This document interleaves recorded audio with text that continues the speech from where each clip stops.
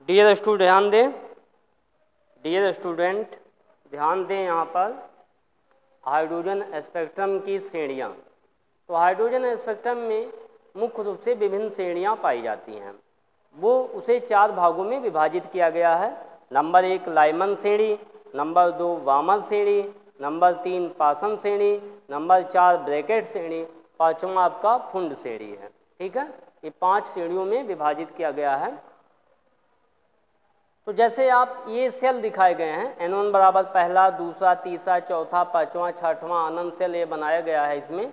और इन सेल की जो एनर्जी होती है आप ऐसे डिवाइड रखते वैल्यू रखते चले जाइए n का। यहाँ 1 रखेंगे तो 13.6 माइनस 13.6 इलेक्ट्रॉन वोल्ट ऊर्जा हो जाएगी। फिर ऐसे 2 से आप भाग करेंगे स्क्वायर जो है इसमें, तो यहाँ पे आप ऊर्जा का भी एक मान लिख सकते हैं, पूरा बना सकते हैं कि विभिन्न श्रेणियों की ऊर्जा कितनी होती है, तो उस तरह से भी आप लिख सकते हैं इसमें। ठीक है, तो यहाँ पर हाइड्रोजन स्पेक्ट्रम में कितने श्रेणियों में विभाजित किया गया है? 5 श्रेणियों में विभाजित किया गया है। तो जैसे यहाँ से आप समझिए, यहाँ से जब कोई परमाणु उच्च ऊर्जा वाले कक्षक से जब पहले सेल में प्रवेश करता है तो इससे मिलने वाली जो स्पेक्ट्रम होती है वो लाइमन श्रेणी का प्राप्त होता है। जैसे n बराबर 2 से जब पहले में आ रहा है, n बराबर 3 से जब पहले में आ रहा है, n बराबर 4 से जब पहले में आ रहा है, n बराबर 5 से पहले में आ रहा है। ठीक है, सो n बराबर अनंत से किस में आ रहा है? पहले में आ रहा है। बिल्कुल सेम ऐसे सभी के लिए कंडीशन लागू होगा, ऐसे आपका वामन के लिए भी होगा। तो इसके लिए जो है N1 बराबर क्या मानेंगे? 1। तो यहाँ पर जैसे लाइमन श्रेणी है, तो लाइमन श्रेणी के लिए हम क्या लिख सकते हैं? लाइमन श्रेणी। तो लाइमन श्रेणी में जो ये फार्मूला है 1/λ = और यहाँ पे आपको बताया गया था 1/N1² माइनस 1/N2² होता है।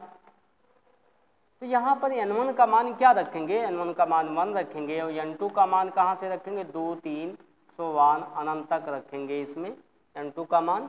तो इस तरह से आपका लाइमन का जो श्रेणी बनेगा R, और यहाँ पे आप रखेंगे 1/1² माइनस 1/N2²। तो यहाँ N2 का मान जब आप 2 रखेंगे और N2 का मान 3 रखेंगे तो आपको भिन्न भिन्न श्रेणियाँ प्राप्त होंगी। ठीक है, वो किस श्रेणी का वेवलेंथ होगा? वो होगा लाइमन श्रेणी का वेवलेंथ प्राप्त होगा। ठीक है, तो यहाँ पर सबसे बड़ी वेवलेंथ और सबसे छोटी वेवलेंथ आपको मिलेगी तो 912। तो 912 एंगस्ट्रॉन, 912 एंगस्ट्रॉन का जो है वो सबसे न्यूनतम यानी मिनिमम वेवलेंथ है। और यहाँ पे 1216, तो 1216 जो एंगस्ट्रॉन का वेवलेंथ होगा वो सबसे बड़ी वेवलेंथ मिलेगी। ठीक है, तो N2 बराबर जब आप कितना रखेंगे? 2 रखेंगे इसमें।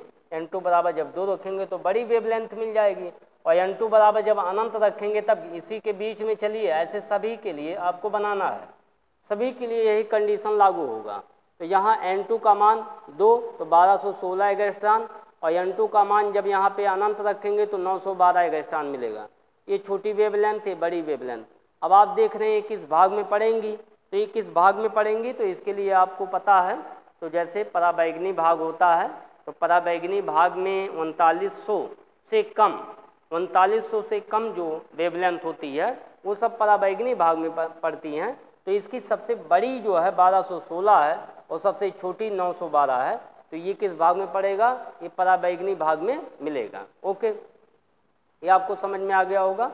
रिडबर्ग नियतांक का मान आपको पता है, उसकी वैल्यू रख के और इसको आप तिरछा गुणा करके इसको आप सॉल्व करेंगे तो इतना मान आपको मिलेगा जब N2 बराबर 2 रखेंगे और N2 बराबर जब अनंत रखेंगे। तो ये लाइमन श्रेणी का सदस्य है। ठीक है, तो ये सब जितने भी वेवलेंथ मिलेंगे वो किस श्रेणी के सदस्य हो जाएंगे? लाइमन श्रेणी के सदस्य होंगे। सेम इसी तरह से आपका हो जाएगा फिर वामन श्रेणी। तो आइए देखिए वामन श्रेणी क्या है? वामन श्रेणी, तो वामन श्रेणी जो है यहाँ पर N2 का मान क्या हो जाएगा? N1 का मान 2 हो जाएगा और यहाँ पर इसका मान क्या हो जाएगा? 3, 4, 5, 6 अनंत तक रखेंगे इसमें। तो यहाँ पर जो इसके लिए वेवलेंथ का फार्मूला बनेगा 1/λ = 1 यहाँ पे हो जाएगा 2 का स्क्वायर माइनस 1/N2 का स्क्वायर। ओके, यहाँ से N2² हो जाएगा।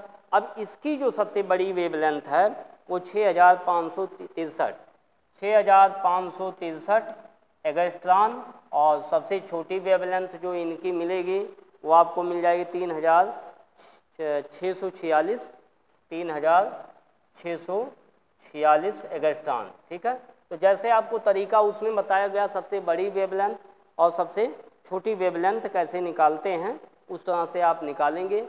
n2 का मान जब इसमें 3 रखेंगे तो यहाँ से आपको सबसे बड़ी वेवलेंथ मिल जाएगी 6563 एंगस्ट्रॉम, और n2 बराबर जब अनंत रखेंगे 3646 एंगस्ट्रॉम। ठीक है, तो वामन श्रेणी की सबसे छोटी वेवलेंथ और सबसे बड़ी वेवलेंथ, अब इसी के बीच में सभी श्रेणियां मिलेंगी जितना भी। अब n2 का मान 4 रखेंगे इसी के बीच में आएगा, 5 रखेंगे इसी के बीच में आएगा, 6 रखेंगे इसी के बीच में आएगा, अनंत रखेंगे तो इतना मिल जाएगा आपको 3646 एंगस्ट्रॉम हो जाएगा।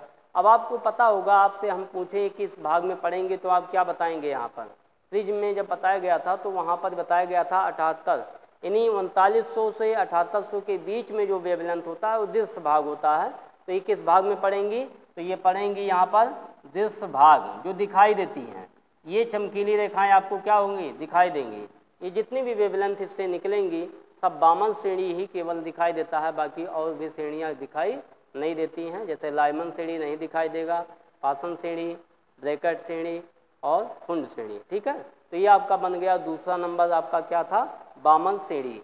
तो वामन श्रेणी के लिए n1 का मान 2 और n2 का मान 3 4 5 6 अनंत तक होता है। ठीक है, नंबर 3 इसी तरह से क्रम में आप चलिए आगे बढ़िए। नंबर 3 आपका क्या है, पासन श्रेणी। पासन श्रेणी के लिए जो है क्या देखा जाए अगर यहाँ पर, तो पासन श्रेणी जो बनाया गया है वो n1 का मान 3 होता है, और यहाँ पे कैसे स्टार्ट होगा, n2 का मान 4 5 6 आगे अनंत तक रखेंगे इसमें। तो यहाँ इसका मान हो जाएगा 3, तो यहाँ पे हो जाएगा 3 का वर्ग।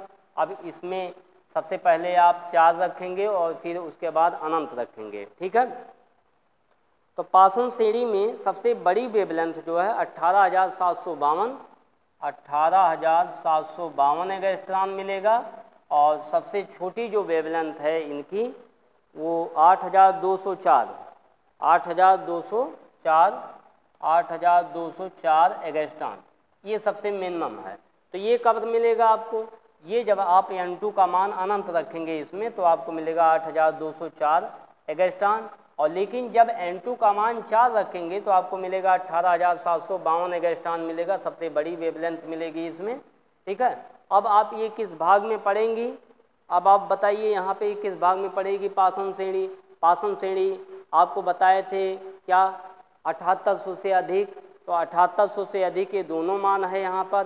तो 7800 जो अधिक वेवलेंथ में होता है वो किस भाग में पड़ता है, वो किस भाग में जाएगा, अवरक्त भाग में जाएगा, क्योंकि रेड से अधिक तो वो किस भाग में चला जाएगा, अवरक्त भाग में चला जाएगा।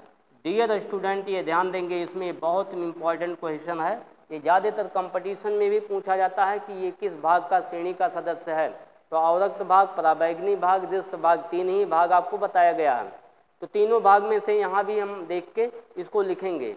न्यूमेरिकल में लगाते समय इसी तरह से उसमें भी आ जाता है कि ये किस भाग का श्रेणी का सदस्य है, उसको भी स्पष्ट कीजिए।